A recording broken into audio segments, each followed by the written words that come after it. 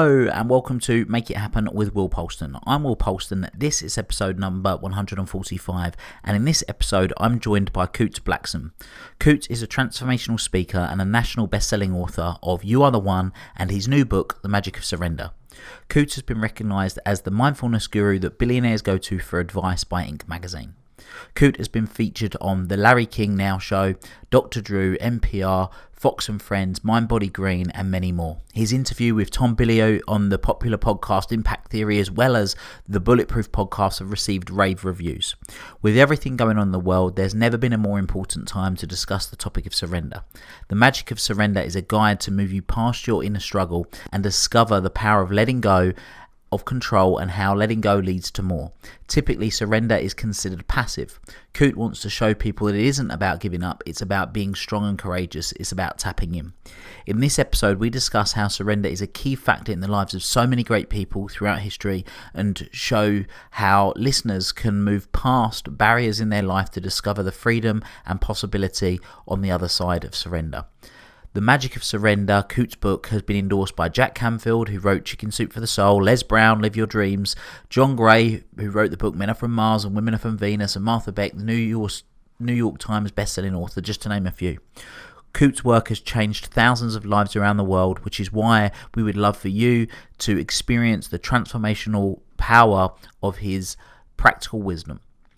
Kute's mission is simple: to awaken and inspire people across the planet to access inner freedom and live authentically and fulfill their true life's purpose.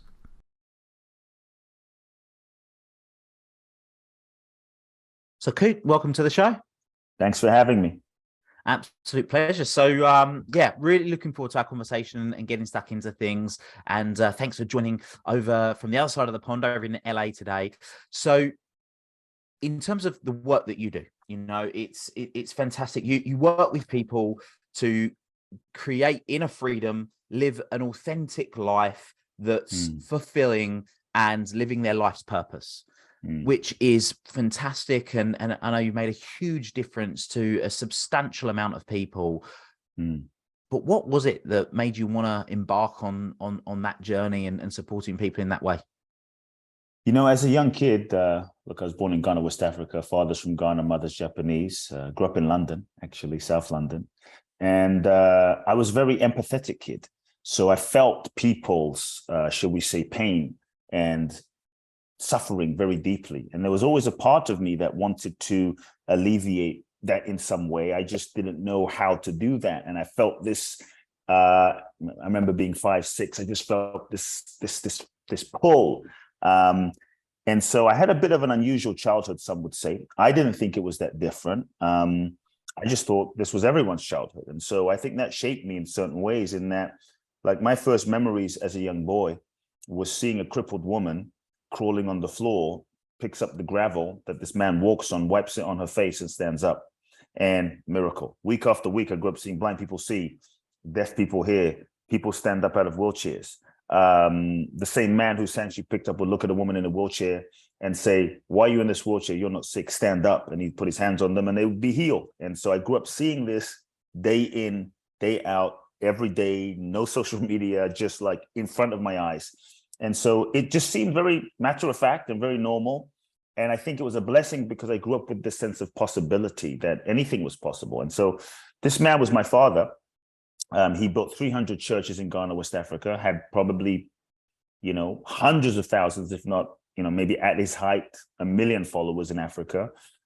In London, every Sunday, there were 4,000 to 5,000 people. In Wandsworth, we were in Brixton, we were in Peckham. And so he was a really mystical, spiritual type of guy, a very, you know, some would say an enlightened being in his own way. And so I was blessed to grow up in this context, in this environment. My mother was Japanese, so she was Buddhist. So I grew up meditating with her. And so as a young boy, I would sneak into my father's office when I would go to visit, and I would sort of steal.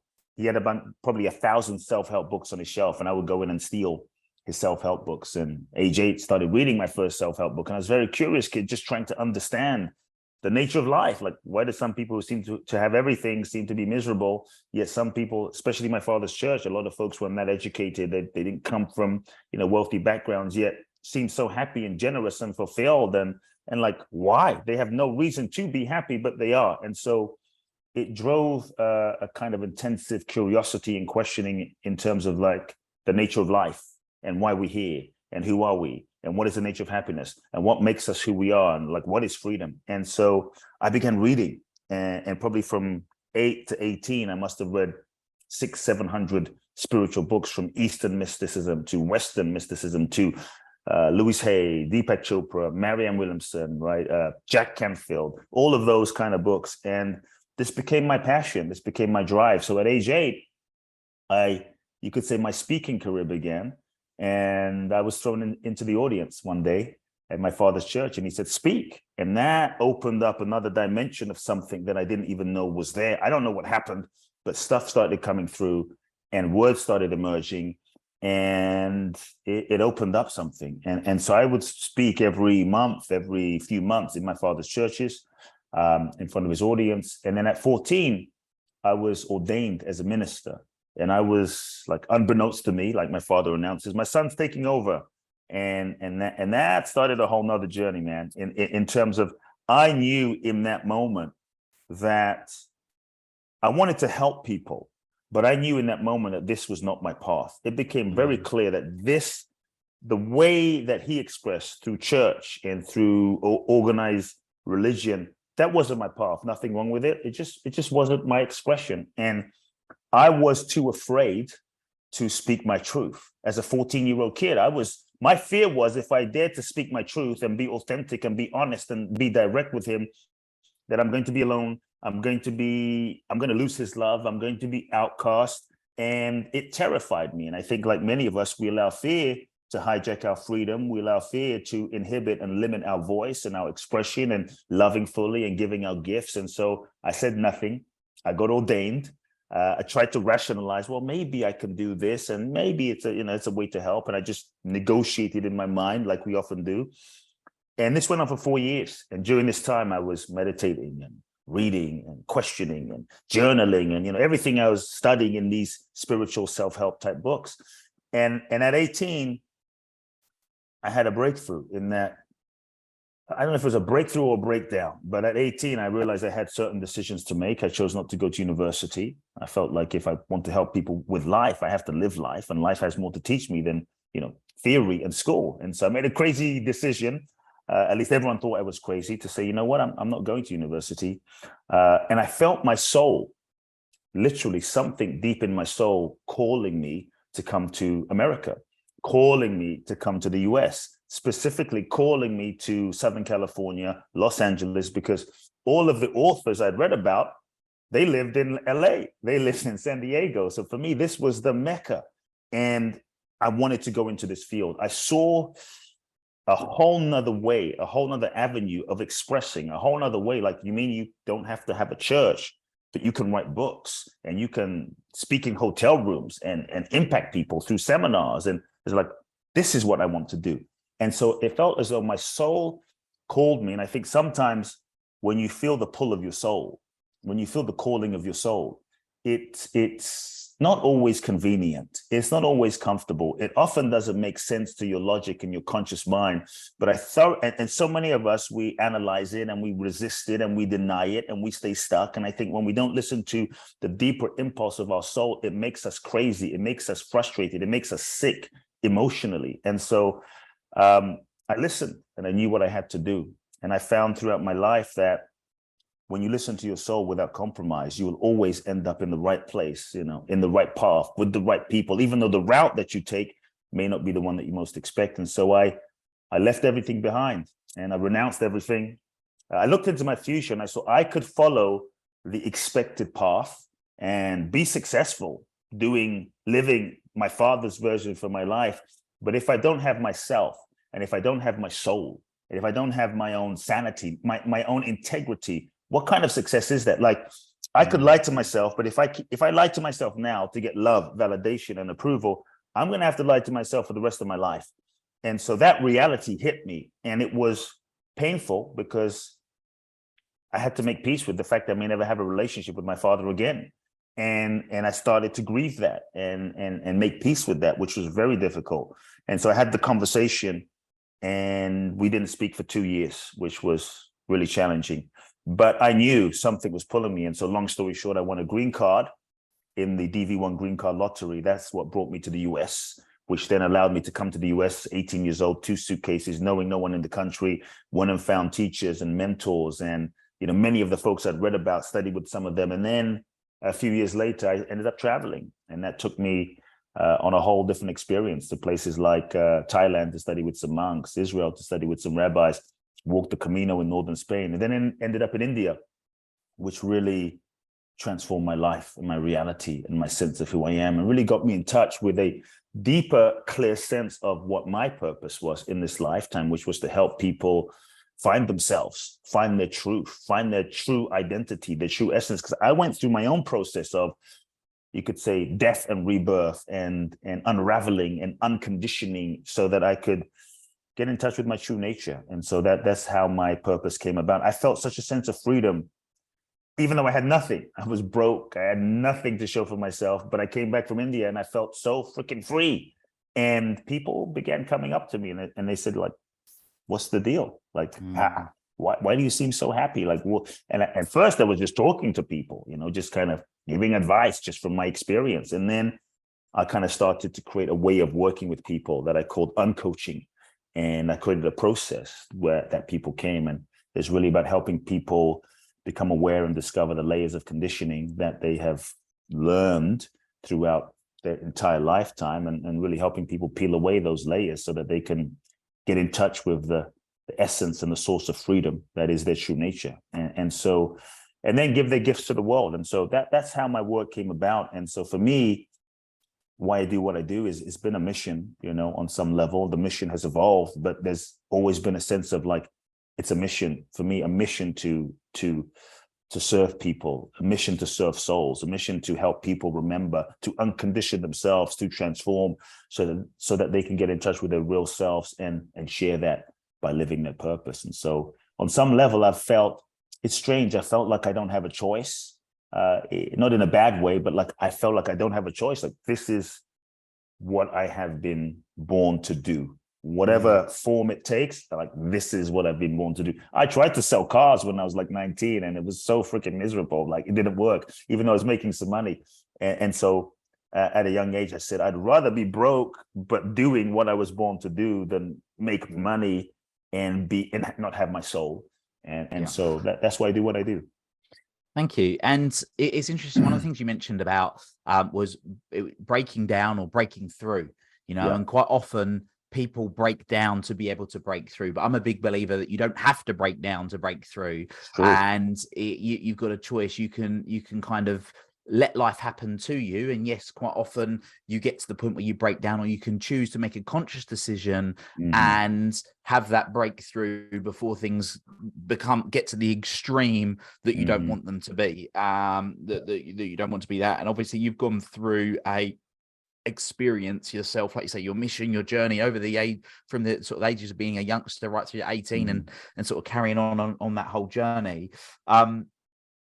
In your experience, for people to transform, because one of the things on this show that we really try to do is give people practical things that they can go away and do to be able to make change. What are some of the things that people can do that don't want to hit rock bottom before things have to change, but if they're not maybe as content as they are? I mean, I'm a big believer that any negative emotion is a signal to think or act differently. So it's a signal. So it's that signal. And if people are kind of experiencing those signals at the moment, what do you feel are the key foundations of the things that they need to do to be able to transform and live that maybe that life that they're that's kind of awaiting for them on the other side of fear? Look, I think one of the things, like if they were to just start with one thing, because I think sometimes doing one thing, we get so overwhelmed with doing all these different things. But I think if people were just to start with one simple thing that is often not easy, but it is simple, but we avoid it like everything. And we avoid it out of self-preservation. We avoid it out of kind of a sense of false security. We avoid it out of fear of the unknown. We avoid it as a way to kind of keep control. Is like one of the things that keeps us stuck are all the ways that we lie to ourselves. And in so many ways, for reasons we can talk about, because we've been conditioned, often unconsciously, we have been conditioned and trained from parents, survival, the ego, to lie to ourselves, often unintentionally, to lie to ourselves about who we are and about what we feel. We're constantly lying to ourselves, and often we don't even know that we're lying to ourselves because we end up believing that the lies that we're telling ourselves is reality, that the lies we're telling ourselves is who we really are. No, I am this way. No, I do feel this. No, I don't feel that. No, I don't want this. I don't know what my purpose is. And, we lie to ourselves like, we stay in relationships that we know are not aligned. We work jobs that, we know is compromising our integrity, or we're not living our purpose in some way. And we make it work, but we feel that something inside. And so I think there's no transformation without truth. There is no breakthrough without truth. You cannot be truly fulfilled and happy being someone that you're not. You cannot be truly fulfilled and happy living someone else's version for your life. And so I think it takes the willingness to tell the truth to yourself and stop telling yourself the lies, and to start becoming conscious of the lies that we're telling ourselves. And so I'd ask people to just sit with a simple question of, what lies am I telling myself? Just sit with that. What lies? Just ask oneself the question, what lies am I telling myself? If you think you're not telling yourself lies, just ask, am I telling myself lies? If so, what lies am I telling myself? Sometimes it takes courage. And so I say you have to want the truth, and you have to want to be free more than you want what you have, more than you want what you think you want. And so just start with, what lies am I telling myself? What am I pretending to not know? Sometimes the ego, that mechanism of what we believe ourselves to be, that is constantly trying to reinforce itself, plays a game of confusion in order to protect us. Well, we pretend to not know. I'm not sure. I don't know. I'm not sure what my purpose is, because it's almost as though if we live in confusion and a smokescreen of, I don't know if this is my soulmate, if I should be with this person or not, then we don't have to commit. If I don't know what my purpose is, or pretend to not know what my purpose is, then I don't have to take the actions to put myself out there. I can always remain on the sideline and have the future fantasy of the possibility of that dream without actually taking the risk to face the music, to face the reality. And so I think there's often a protection mechanism in this I don't know game that we play. So what lies am I telling myself? What am I pretending to not know? And what are the lies that I'm telling myself costing me? I think you mentioned something really important, which is pain. Like, we often feel some level of pain in our life. Whatever level it is can be very intense, but it might be just mild anxiety. It could be, pain manifests in emotional pain, anxiety, depression, right? That sense of heaviness, that sense of having no energy and being uninspired, different degrees of pain. But if you're really depressed, this is a form of pain, and pain is a signal. Pain is feedback that a part of you is needing your attention, that somewhere you're probably not living in alignment with a deeper truth, that there's something that you're suppressing that needs some attention. So I say pain is not bad, it's just feedback. But in our culture, we've often learned to deny the pain. We've often learned to drink it, distract from it, drink it away, sex it away, drug it away, social media away, video game it away, shop it away, work it away, even spiritualize it away, whatever it is, to just not feel and acknowledge the pain. But if we don't acknowledge the pain, which is trying to communicate to us, life just continues. We perpetuate our existence. And so if we're willing to say, what is to get into relationship with the pain? Because when we lie to ourselves in some way, even if we don't know we're lying to ourselves, the pain to me is a reflection, a signal, a symbol that we might not be fully aligned, that there might be some degree of lie we're telling ourselves. Because when we're truly in alignment, and inner, shall we say, coherence, mind, body, heart, spirit, pain isn't there. We feel more free within ourselves. We feel more fulfilled. We feel more happy. And so I think if we're willing to just acknowledge the pain and say, what is this telling me? And be willing to also not distract from it, but feel it. When we lie to ourselves, it's meant to be painful. It's not meant to feel good. If we lie to ourselves and we BS ourselves and we feel amazing, we have more problems. And so acknowledge the pain and feel the pain. Like, what is it costing me? If we're willing to just feel the pain, get into a relationship with the pain, eventually that will force some kind of internal reflection and shift. And so I think the truth is a core foundation, but often we also don't tell ourselves the truth because we're afraid of the consequence. Oh shit, if I told the truth, then I'm gonna have to get divorced. If I tell the truth, I'm gonna have to break up. If I tell the truth, I might have to leave my job. And I'm afraid because I have 3 kids and how am I gonna survive? And so ego comes in and we start resisting. We're in denial, then we start resisting, then we begin negotiating. Maybe if I do this, then I don't have to do that. And so there comes a point in our lives at a certain point where we negotiate enough and we begin to realize it doesn't work. So if people are in that place, what I tell people is take the pressure off of yourself of having to take any action. Like if you just take that pressure off, like I don't have to take any action. I don't have to leave my relationship. I don't have to leave my job. All I'm going to do is just get into relationship with the truth. You can't change something until you're in relationship with it. You can't change something until you move out of denial, resistance, negotiation into a level of acceptance. When you accept what is, you're in relationship with what is, then you can begin to do something about it. The acceptance might be, the truth might be, I have an alcohol problem. I have an alcohol problem. Rather than like, no, I'm fine. I've got this under control, even though I'm drinking every day. And I could quit whenever I want, but I don't. But I do it every day. I have an alcohol problem. That doesn't mean I'm a bad person. That doesn't mean I'm evil. It just means I have a bit of a problem with alcohol and I need to acknowledge that, because if I don't acknowledge that, there's nothing you can do. There's no change that can happen. And so take the pressure off of yourself, acknowledge the truth. I hate my job. You don't have to leave, but just get into relationship with the truth. I'm no longer in love with my wife. Oh, that's scary to admit, but just like feel that and start feeling some of the feelings that starts coming up so that you can explore and begin slowly to work through that gently. And I think that begins a transformational process. So I'll just say that for now. Yeah. And I think what you were just saying about there in terms of acceptance, I mean, you've literally written the book on surrendering, yeah. Right? The magic of surrendering. And I'll be sort of really, really transparent. I, like many other people, have been on a journey that is evolving. I mean, my programs now are all linked around evolving. The Evolve Academy, the Evolve Mastermind, the Evolve Inner Circle, it's all around evolving. And there was a video that I watched some years ago now, and it was a video that really, really struck home with me. Michael Bernard Beckwith, and it was the 4 stages of a spiritual awakening. Yeah, life happens to you, life happens by you, life happens through you, life happens as you.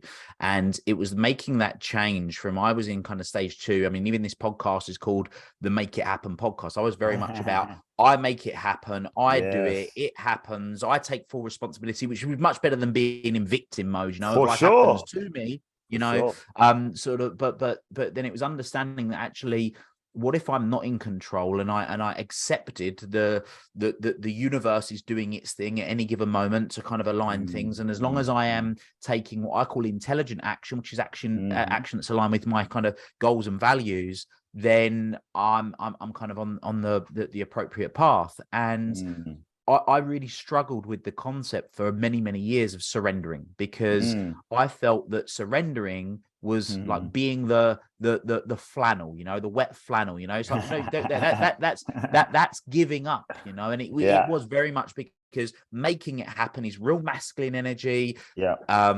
Letting life happen is very feminine energy. And I was like, I just couldn't comprehend it, because I was like, no, we are in control, we do it.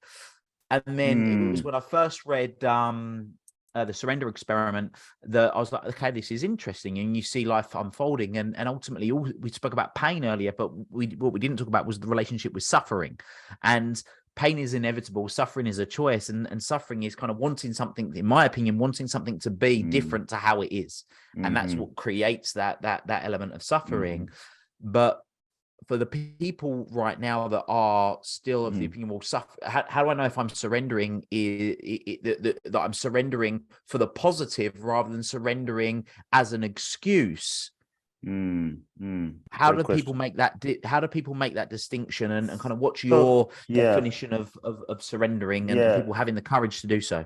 let's break it down from there's so many great elements in what you said. So let's kind of break down different components that I think will give people maybe a whole perspective on surrender and life. And so I'll do my best to answer from different perspectives. I do think that in our culture, let's tackle surrender first. I do think in our culture, there is this misconception that we have through centuries of conditioning, of sort of masculine patriarchal conditioning, that surrender is bad, that surrender is negative, that surrender is weak, that surrender means sit there, do nothing, and just lie down like a wet flannel. Surrender is being a doormat. Surrender is being a victim. It's giving up. It's waving the white flag. And if you surrender, you're not going to get what you want. If you surrender, you need to sell everything, move to the Himalayas, be a monk with a baking bowl. You're going to be homeless. Who the hell wants to do that, man? If that was what surrender is, fuck that. No one wants that, right? And so there's this misconception of surrender, I think, that is very limited, that we have to kind of redefine and expand the possibility of the true essence of surrender. This idea that if you surrender, you're going to get less in life. I'm going to get less. I'm not going to get what I want. I'm going to get less. And I'm actually saying, if you really understand the true essence of what surrender is, what if you didn't get less?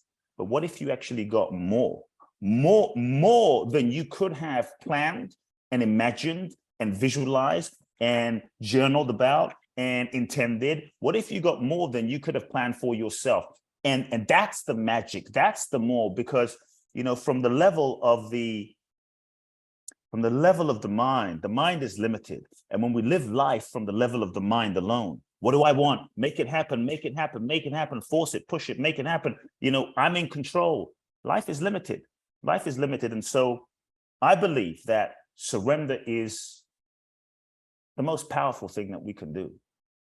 I believe that surrender is the real secret to manifestation. In my experience, I believe that surrender is the real key to your next level. When I look at all of the truly great ones that I respect, Jesus, Buddha, Gandhi, Mandela. I mean, these weren't weak people, Mother Teresa, Bruce Lee, Muhammad Ali, Bob Marley. These weren't little wimps that didn't, let's say, impact the planet. I mean, their legacy and their example is still impacting humanity, even though they're dead. That's profound. That's powerful. And when I look at these truly great ones, even Elon Musk, love him or hate him, I think he surrendered. You have $2 million in PayPal money. Most of us would run off into the buy an island and disappear. He felt a calling and he invested everything. You don't have to like him, but this is an example of surrender, even in business. He invested everything following a calling in his soul.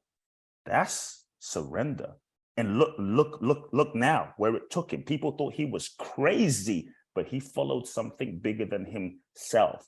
And so what I want people to get is all of these great ones, they all had to come to a point where they surrendered themselves to life, to their soul, to the universe, to God, to the divine, to the infinite intelligence, to this innate intelligence, to consciousness. And in that surrender, I think they were able to transcend their human limitations. They were able to transcend their little human limitations, and they tapped into another dimension of life, another dimension of this infinite potentiality that is life. And life itself was able to use Mandela. Life was able to move through Mother Teresa and perform miracles. Life used Gandhi and things happened. And I think that's the power of surrender. And so just to be clear, surrender is, and some of these folks, they weren't sitting around doing nothing. They worked probably nonstop, 24/7 for a cause. And so surrender it's giving up control, or shall we say the illusion of control, because control is the master addiction. Look, I think if anything, if the last 3 years of pandemic, COVID, whatever we want to call it, showed us something, kind of showed us we're maybe not as in control as we thought of so many things, right? And so I think the last few years has been a global surrender seminar. We've been thrown into a surrender you said experiment, a surrender experiment by the universe. And I think as a humanity, we are being initiated into a whole new way of living, a whole new way of living that is not so over gripping and identified with the ego, kind of like, I'm going to like make shit happen. And and we're being initiated into a way of living in harmony with what we truly are, with life, with source, with soul. And so surrender is when we stop trying to like force, like this is going to happen. I'm going to make this happen. Even if it's not right, I'm going to just force it to happen. And so surrender is when we let go, trying to like force things to be, and we move into flow.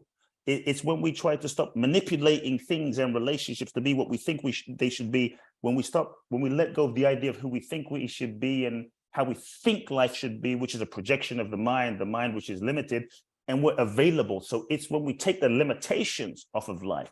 To me, I want people to get that surrender is when you unlimit life, you take the limitations of life and you are available and you are open, not just to what you think, but to more, to the highest good, which often from the ego's perspective, we're not able to see what the highest good is. It's when we're truly open and available. And then we allow life to reveal itself to us. So what I want to be clear is the old ego-based model for living life has been about, I'm the doer, I'm the one that makes it happen. It's only me. We're going to force it. We're going to, by all means necessary, whatever, like we're going to manifest this thing. I will say, you can create that way. I'm not going to deny you can create amazing results this way. But what I have found is it's limiting. For instance, should Mandela, we all love Mandela, it's undeniable that he's an inspiring guy. Should he not have spent 27 years in prison? What if he refused and he didn't? Would he have become the Mandela that we know? And perhaps from the level of the mind, it doesn't look right. We could force it to be otherwise, but perhaps there was an intelligent universe, an intelligent unfolding that knew that for his soul, he needed to cook, he needed to marinate, he needed to bake for 27 years in prison, because that was the necessary gestation process that was going to allow his soul to deepen, to meditate, to pray, to vision, to forgive. The level of compassion and forgiveness that Mandela had to get to, I don't know if I could do it, bro. Like the level that he had to get to in 27 years so that he could develop the soul force, you know, the soul force that he could come out. And from that level of expanded soul that took 27 years to cook and ripen, he could come out and in a few short years impact humanity, so that even though his body is gone, he's still inspiring me and many others today. Should that not have happened from the level of the ego? So we can manifest from the level of the mind. We can. It will be nice, but it will often be limited, because often, you know, you might achieve what you thought you wanted, only to realize that what you thought you wanted was not what you really wanted, because we weren't in touch with who you really are. And many times, the things we are trying to make happen and force and you know, the goals we set are sometimes, often projections of unmet needs from our childhood. You know, I wasn't loved, dad didn't love me, I was bullied at school, I was a fat kid, I didn't feel enough. So now if I get the Lamborghini and I get the house, I get the body, I get the girl, I get the this, I get the zillions of dollars, then I'm going to be enough. And it's never enough if you don't feel enough inside of yourself. And so for me, the old paradigm from the ego-based way of living is, what do you want? Get clear on what you want and go for it. Get clear on what you, but we don't question who is the I? Who is the I that is wanting? And so there's a shift when you're living in harmony and flow. There's a different question. It moves from what do I want, which is limiting, to a bigger question, an infinite question. And that question becomes, what is feeling into, what is it? It's like an infinite game. What is it that the universe is seeking to express through me? What is it that life is seeking to manifest through me? What is it that the infinite intelligence, God, the divine, my soul, my deepest truth, what is it that life, the universe is seeking to express through me and manifest through me? And it becomes more about then aligning with that, feeling into that, attuning to that, so that you can align with that. And then you can use your strategy and goal planning and mind and resources to be a servant to your soul, to be a servant to what is true, to be a servant to what's authentic. And I think that's when the magic happens. For instance, look, my book, The Magic of Surrender, bestseller, people enjoy it, people love it. I wrote it from my heart. But this, if I'm honest, this was not the book I wanted to write. This was not the book I planned to write. I said, after my first book was a bestseller, Larry King, I was on all of these things.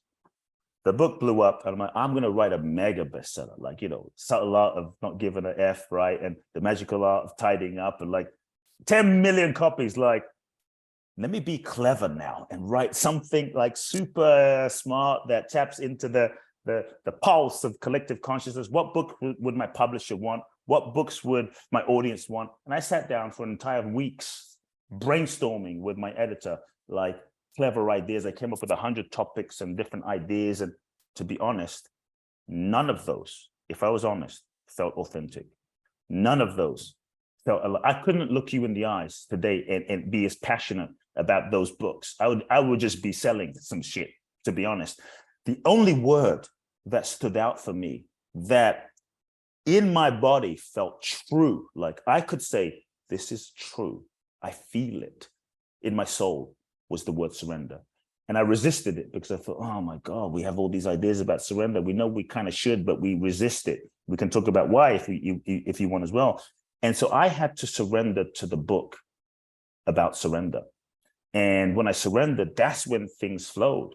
And so when we try to manifest and control and live life from the level of the mind is limited. The ego is limited. So when things often don't go according to plan, we're not able to see the infinite possibilities and the infinite perspectives of what is seeking to happen. And so what can, from the level of the conditioned mind, what can seem like the worst thing, like this is terrible, the breakup with the person that I was sure was going to be my soulmate forever, can seem like the worst thing for the level of the mind. But we're not able to see the whole picture of this artwork of life. It's like looking at a painting and seeing a small corner of the painting. You don't see how it's connected to an infinite, glorious sort of landscape. You just see this little dot. And so that's how looking at life from the lens of the ego is like, we're going to make something happen, but it may not be aligned. It may not be your highest good. And so, yeah, things can seem challenging. One other thing I would just add to your question, because it was so multi-leveled, is when we're locked in the conditioned sense of identity of ego, we're living in a prison of patterns, a prison of conditioned persona. I think what really helps is to start seeing yourself as a soul, that we are souls. We incarnate into this human experience. We incarnate into this human experience in order to learn, in order to grow, in order to evolve.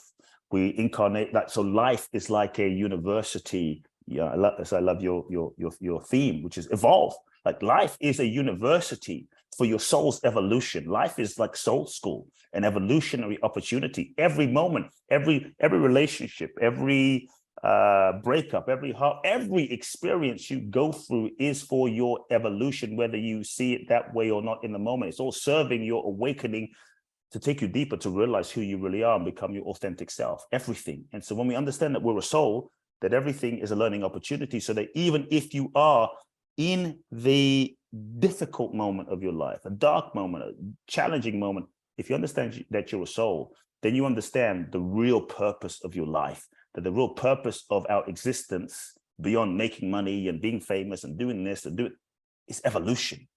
Our purpose is every moment, so long as we're evolving, learning, and growing. So if you're in a challenging moment, I would invite yourself to ask, if you just look at life from a one-dimensional, goal line, ego line, things can seem terrible. Like, oh my God, the worst thing is happening. But if you look at it from a deeper dimension of, I'm a soul. If I'm a soul and I'm here to evolve, then why is, not from a place of victimhood, like, why is this happening to me? But like, why is this happening to me? Why did I attract this experience? What is my soul seeking to learn in this breakup and this horrific situation? What is the evolutionary lesson? How can I evolve from this? And then I think that begins to also shift our relationship with life. Even though life is what it is, it shifts our relationship with life, which then can shift our perspective with life. But it's often ego that resists surrender. Just so we're clear, what resists surrender is ego, because surrender is our natural state, and it's what we are. As children, we came in surrendered. We We jump on the table. We're in the flow. We jump on the table naked. We don't care if we're fat. We don't care what we look like on Instagram. We're just being. A kid will run up to you and just hug you, run up to me, doesn't care. Black, white, green, orange. It's just, we're in the flow of surrender. So what happens is we get conditioned. And so ego is what resists surrendering, because for the ego, surrender feels like a death. The ego is that sense of self that we have been conditioned to believe that we are, that we hold so tightly onto based on name, body, form, past experiences, and we really believe ourselves to be that. But the ego is not a thing, it's a process of identification. And so we came in free, surrendered, in touch with our nature. We meet our parents, we start getting conditioned. Maybe mom was crazy, dad was an alcoholic, maybe they just were loving people, but they didn't know how to meet our emotional needs. And so we learn to shut down, disconnect, not feel, and erect all sorts of defense mechanisms to disconnect from the pain. But we also learn to sort of develop a role, a mask, a persona, who we think we need to be in order to get love, validation, and approval, that we contorted ourselves into this pattern, into this personality, into the shape of who we think we needed to be. And that sense of holding on, like people say, this is just who I am. And the degree to which we actually believe that, and that gets reinforced, is ego. So now we talk about surrender and let go. It's like, hell no. For ego, it's like, I'm not surrendering, because surrender is like, I won't exist anymore. So the ego's job is to reinforce its existence and make sure we don't get hurt again. So the mechanism of surrender is well intended. It's just limiting. Quick question for you on that, because this is something that I've battled with myself. At what point, how do you tell the difference between when you're surrendering for the greater good versus someone, but what versus you not holding your boundaries? Surrendering for the greater good or holding your boundaries?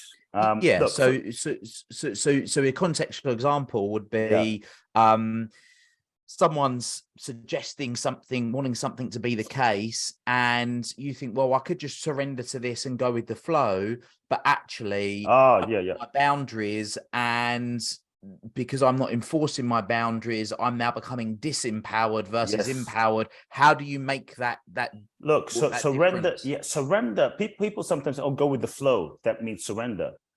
But if my flow is taking me to cocaine, that doesn't mean, so, I'm just going to surrender to that. Or my flow is taking me to like the third tub of ice cream, I'm just going to go with the flow. Or my flow is taking me to go somewhere and betray my soul and betray my integrity. That doesn't mean going with the flow. Surrender is really attuning to yourself, attuning to your soul, to yourself, to your real authentic truth, not your conditioning. Like your conditioning might mean, I want to please people, and I'm gonna listen to Will and do what Will wants. Okay, Will, you want to go here? You want to, but because it's not my truth. But now I'm locked in my conditioning of being a people pleaser. So I'm saying yes to you, which feels like I'm going to go with the flow, but it's not really the authentic flow of my soul. It's following it's kind of succumbing to the conditioning of myself and just betraying myself in order to go not with the flow, but to go against my real flow. It's a going against my real flow. And that will always lead to pain. There will always be some pain, because if I do what you say, but it's not my deep, authentic truth, I'm going to feel some internal pain. It's going to be like a pinch. There's going to be like, I'm going to feel off. I'm going to get sick. I'm going to get depressed. I'm going to feel resentment. This is why we feel these things. And these things are communicating like something's not aligned. But if you invite me to do something and it feels true, then there's going to be a flow, a deeper flow inside. And so I think that those negative emotions that we feel can often give us a signal, and so it's about feeling underneath the layer of conditioning. What's my truth? What's my truth? What's true? Oh, turn left. The world is saying turn right. John is saying turn right. My wife is, but turn left is what's authentic and what's true. When we listen to that, even though it's challenging, even though it might still be difficult. I'm sure it was difficult for Mandela. I'm sure it was difficult for Gandhi. I'm sure Mother Teresa had her difficulties. We will feel an inner integrity. And I think that's the key. And so surrendering doesn't mean just going with the flow, as in doing whatever people want you to do. So because it's the path of least resistance. Surrender might mean you listen to the deeper dimension of your soul, and it goes against what everyone tells you to do. And people don't like you, and people hate on you, but you know this is what's right for you. This is in your integrity. It might mean, like, surrender isn't laziness. Like, oh, lazy, I don't feel like it. I'm going to go with the flow. I don't feel like exercising. Surrender might mean, you know what? I don't feel like it, but I'm not going to succumb to my fleeting momentary mood right now. I don't feel like it. I don't feel like exercising. I don't feel like writing, because I have a deeper commitment to a deeper truth. And the deeper truth is my integrity. And even though you don't feel like it in this moment, you still take the action, because there's a deeper truth that you're committed to that is more real than my current mood of let me watch Netflix for 5 hours, right? And so going with the flow isn't laziness. It is listening to the deeper truth of your soul and honoring that, not just the surface level, like need to be liked. Cool. Thank you very much. Well, it's been fantastic having our conversation, and thank you very much. It's certainly going to have created some or been thought-provoking for some people. So people want to sort of connect with you now. They want to find out more about you. Where can people find out more about you and connect with you? Yeah, a couple of places. Look, I would just say get the book. It's I think it's probably on sale on paperback on Amazon. So go to Amazon, get The Magic of Surrender. The Magic of Surrender, Finding the Courage to Let Go. My main website, Kute Blackson, Kute, kuteblackson.com. All my resources are there. If people are super inspired and maybe they're itching to go to the next level of their life, twice a year, I do an event to Bali, Indonesia, which is a process of helping people uncondition themselves. And you could say surrendering, for lack of a better word. It's a process where I help people peel away the layers of their conditioning, connect to their true selves, and help catapult you forward to living your gifts in the world. It's 12 days. The last 10 years, I've done 20 of these events. This is my last year in 2023 doing this particular event. So I'm very excited. The next one is July the 28th through August the 8th. And people can go to www.boundlessblissbali, B-A-L-I, boundlessblissbali.com. And yeah, Instagram, Kute Blackson, Facebook, Kute Love Now, my podcast, Soul Talk. Good stuff. Well, Kute, amazing. Thank you very much. Been great having you. And for everyone who wants to go and connect with you, find out more about you, they can absolutely do that. For everyone that's been listening, absolutely go and connect with Kute and on socials, hit the website, get the book, have a good read. And until next time, make it happen. Thank you for listening to this episode of the Make It Happen with Will Polston podcast. Make sure you join Will's free Facebook group, the Make It Happen community. Please support the show by subscribing on iTunes, Spotify, Stitcher, SoundCloud, or Google Play. Share this episode with at least one friend you think would benefit from it, and give Will a 5-star review wherever you download your podcasts. Until next time, make it happen.